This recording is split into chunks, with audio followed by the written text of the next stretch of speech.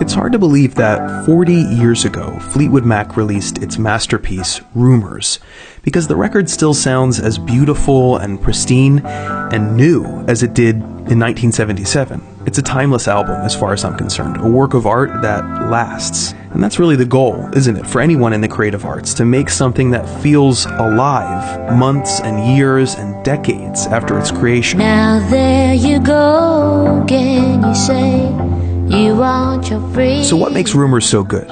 Well, there are of course a lot of reasons. The skills of the individual band members, the songwriting craft, the producers and engineers, and the virtually unlimited budget and time that Fleetwood Mac got from Warner Brothers following the release of their self-titled album, which was burning up the radio. That money and time means a lot to a band like Fleetwood Mac, who, like the Beatles or Kanye West or Frank Ocean, shines brightest in the studio, where they can exercise minute control over every part of a song. Each track is like a sonic painting, as co-producer of Rumours Ken Calais once described it. And if you're wondering what he means by that, just take a listen to the difference between the demo of Stevie Nicks' classic song Dreams, which you're hearing right now, and the final product. Thunder only happens when it's raining.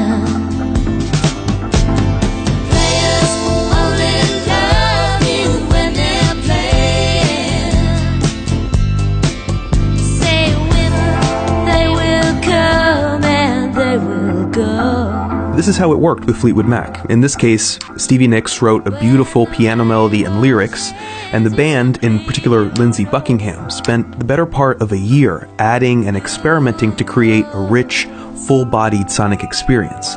At its core, Dreams is a pretty simple song that consists of only two chords, F and G, played over and over and over again. Nicks presented the song to the band on a Fender Rhodes piano. Buckingham added an acoustic guitar, and Christine McVie played a Hammond B3 organ. Then Mick Fleetwood added drums, and John McVie added bass guitar, a very hypnotic rhythm section. The bass just alternates between F and G with some variations, and the standout part of the drums are these tapping hi-hats, which run over everything throughout the whole song. That's the track Fleetwood Mac laid down at the recording session in Sausalito, but the song was far from complete. For example, Buckingham and the producers weren't convinced that the drums were hypnotic enough, so they created a loop of 8 bars, loop of 8 bars, loop of 8 bars. Easier said than done on analog tape. Calais also added a phaser to the hi-hat so that they would have a swishy feel, stick out more. Later, Buckingham recorded an electric guitar part, adding those soupy licks that float through the verse. Then tighten up in the pre-chorus, and eventually give way to an acoustic guitar in the chorus itself.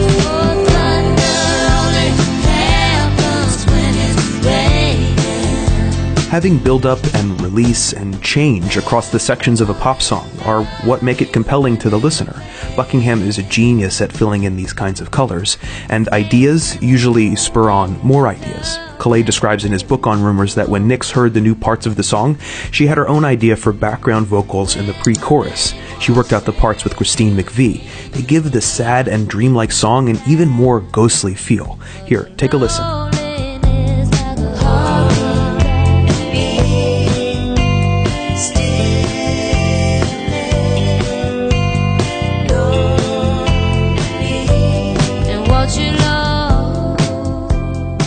The song, of course, is about Lindsey Buckingham, and it literally feels like it's haunting him.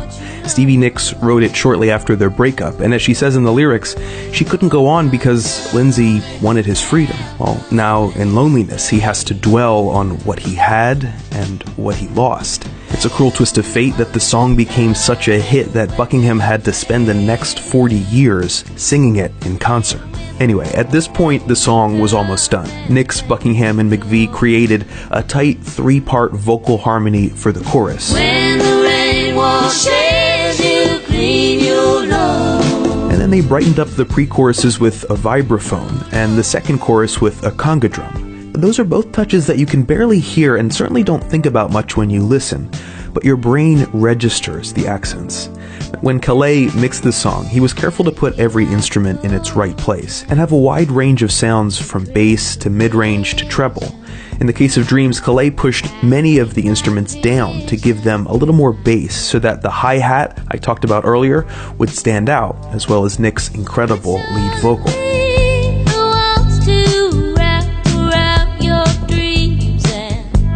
Also in the high end is Buckingham's whining guitar, a muddled, longing response to the sharp poetry of the lyrics.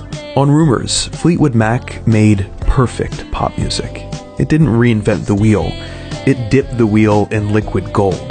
These are concise, gorgeous songs dressed up with multicolored sounds, but built on foundations of real emotion and real heartbreak. I think it's pretty safe to say that 40 years from now, we'll still be listening to Fleetwood Mac. As John Keats once wrote, "A thing of beauty is a joy forever."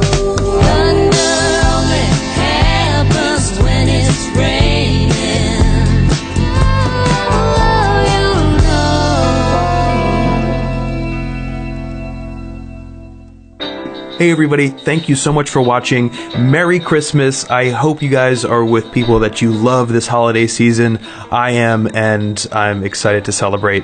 This episode was brought to you by Squarespace. If you want to make a website and you want it to be a really easy process, Squarespace has some beautiful award-winning designer templates to choose from that makes the process so simple.